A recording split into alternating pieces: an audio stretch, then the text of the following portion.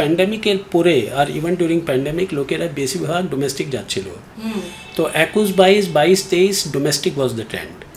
কিন্তু আবার international pick up হয়ে গেছে, কারণ লোকেরা ডোমেস্টিক ট্রাভেল করে করেও তো একটা লিমিটেশন আছে, and international is always the flavour. Domestic যেটা আগে লোকেরা একটু নেগলেক্ট করতো, ভাবতো যে না ইন্ডিয়ার ভিতরে কি ঘোরার আছে, এখন লোকেরা দেখতে পেরেছে, বুঝতে পেরেছে যে our own country is very beautiful.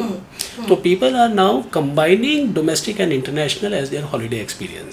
সবারই চোখ গিয়ে পড়েছে হচ্ছে মধ্য এশিয়া, আজারবাইজান, ওই সমস্ত অঞ্চলের যে দেশগুলো আছে সেটা কিন্তু ব্যাপক হারে উঠে এসেছে। অরুণাচল আছে, মেঘালয়, কাজিরাঙ্গা আছে, ভুটান আছে আমাদের, তারপরে আমাদের কাশ্মীর আমরা করেছি, আমাদের পুজোর সময় ইনফ্যাক্ট জাপানের ট্যুর আছে।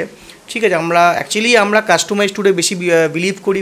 আমার ভিয়েতনামের, দুবাই ছিল, শ্রীলঙ্কা ছিল, তার সাথে সাথে সিঙ্গাপুর, মালয়েশিয়া, থাইল্যান্ড এবং কিছু আমার আজারবাইজান ছিল প্রোগ্রাম। তো এইগুলো বলতে গেলে সবই আপাতত বুকিং শেষ।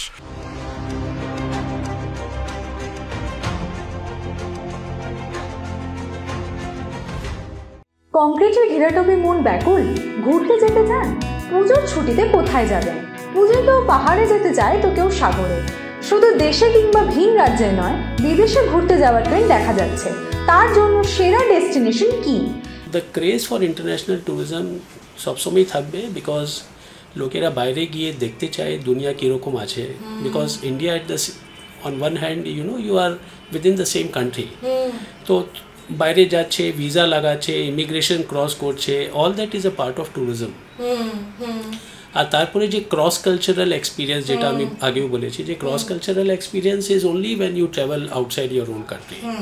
আর কোনো ক্ষতি নেই, মানে যদি তুমি বাইরে যাও, তুমি দেখো যে বাইরে কীরকম লোকেরা ডেভেলপমেন্ট হয়েছে, অন্যান্য কান্ট্রির ইনফ্রাস্ট্রাকচার কী করে ডেভেলপ হয়েছে, ওখানকার লোকেরা কী ভাবে, why they have been able to grow better than India. Covid হওয়ার পরে এই যে মানুষ বিগত 2 বছর একটা জায়গায় বদ্ধ ছিলেন, তারপর থেকে তারা সত্যিই খুব আকাঙ্ক্ষিতভাবে আরও ভালোভাবে ঘুরতে বেরোচ্ছে। তারা বিভিন্ন জায়গা, নতুন নতুন ডেস্টিনেশনস তারা ঘুরতে যেতে চাইছে, এবং সেই সংখ্যাটা সত্যি খুবই বেড়েছে। যেহেতু পুজোর ব্যাপারটা খুব ভাইটাল ব্যাপার ফর বাঙালিদের জন্য, তো তার জন্য বলতে গেলে যদি তারা একটু অন্য রকমের নেচার এক্সপ্লোর করতে চান উইথ আপনার ওয়াইল্ড লাইফ, তার সাথে সাথে তারা কেনিয়া যেতে পারেন, তারা সাউথ আফ্রিকা যেতে পারেন, তারা ইভেন ইউরোপও ট্রাই করতে পারেন। ইউরোপে এখন অটম টাইম, সেখানে সত্যিই খুব সুন্দর জায়গা, বাকু।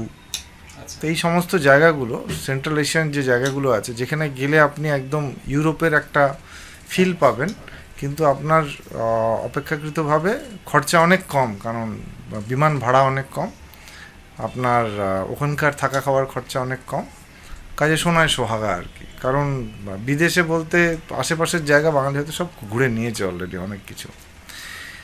কিন্তু পুজোর সময় যেটা হয় সেটা হচ্ছে যে আমি দেখেছি যে লোকে মূলত যেহেতু ছুটিটা সংক্ষিপ্ত, খুব মানে শর্ট হল ট্যুরস যাকে বলে, স্বল্প দৈর্ঘ্যের ট্যুর, তো সেক্ষেত্রে সিঙ্গেল ডেস্টিনেশন। মার্কেটে কম্পিটিশন অনুযায়ী ডিপেন্ড করছে বাজেট ফ্রেন্ডলি, অবভিয়াসলি। এবার লোকে বাজেট ফ্রেন্ডলি বলতে গেলে ওখানে গিয়ে যে কম্প্রোমাইজগুলো করে সেগুলোর থেকে আমরা বিরত থাকি।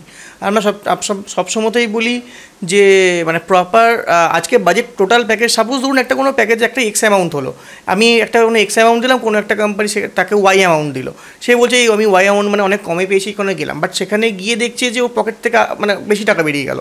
একটি সমীক্ষা বলছে 2023 সালে প্রায় 6.5 কোটি ভারতীয় পর্যটক বিদেশে ভ্রমণ করছে। চলতি বছরে প্রায় 4,77,8,374 জন বিদেশি পর্যটক ভারতে এসেছে। ট্রাভেল অ্যান্ড ট্যুরিজম ডেভেলপমেন্ট ইন্ডেক্সের সেরা 119টি দেশের মধ্যে ভারতের স্থান 39। পশ্চিমবঙ্গে ভ্রমণ পিপাসুর সংখ্যা প্রায় বাড়তে এখন 85 মিলিয়ন বা 8 কোটি। পর্যটনে ভারতে পশ্চিমবঙ্গের স্থান তৃতীয়। তো এই বছরে আমরা দুটো খুব ভালো ভালো ডেস্টিনেশন করছি। একটা বাকু আছে Azerbaijan, which has picked up very well in last 2 years. আর একটা আমরা ভিয়েতনাম করছি, যেটা লাস্ট 5 বছরে খুব ভালো পিক আপ হয়েছে। ভিয়েতনাম খুবই সুন্দর ডেস্টিনেশন আছে, হ্যাঁ, ওখানে অনেকগুলো পয়েন্টসগুলো আছে, আমরা সব পয়েন্টসগুলোই দেখাচ্ছি। আর খুব সুন্দরভাবে আমরা ভিয়েতনামের একটা প্যাকেজ বানিয়েছি 7 nights 8 days এর। কোথায় ঘুরতে যাবেন, কিভাবে খুঁজবেন সঠিক ট্যুর গাইড, কিংবা দেশের মধ্যে ভালো পর্যটন স্থান কোথায়?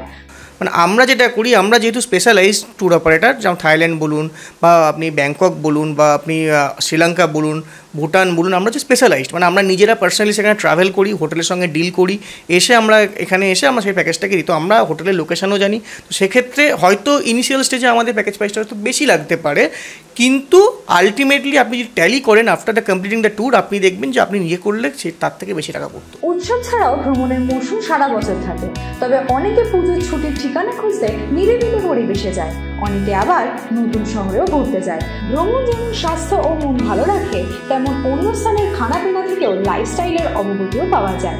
নতুন জায়গা আবিষ্কার করার আনন্দটাও অন্যরকম।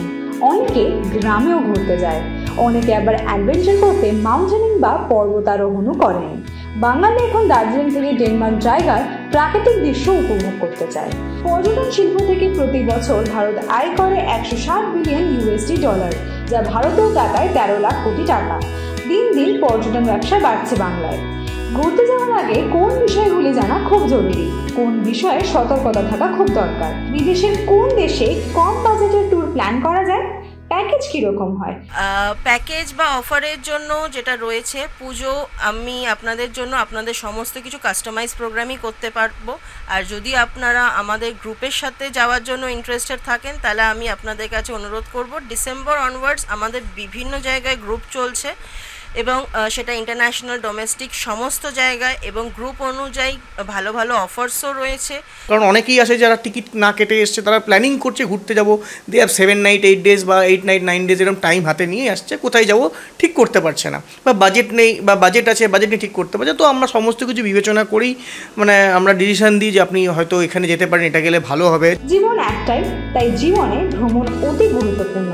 তবে সবার আগে খেয়াল রাখা খুব জরুরি, যেখানে ঘুরতে যাই না কেন প্রাকৃতিক পরিবেশকে যেন পরিচ্ছন্ন রাখি, পৃথিবীকে সুন্দর রাখি। Show news Bangla.